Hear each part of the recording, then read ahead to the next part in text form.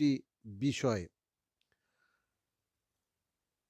আমাদের প্রত্যেকটি মানুষের জন্মকুণ্ডলিতে গুরু বৃহস্পতির যে অবস্থান, সেই অবস্থান অনুযায়ী একটি বিশেষ ভাগ্যের যে নিয়ন্ত্রণ, সেটা কিন্তু বোঝা যায়।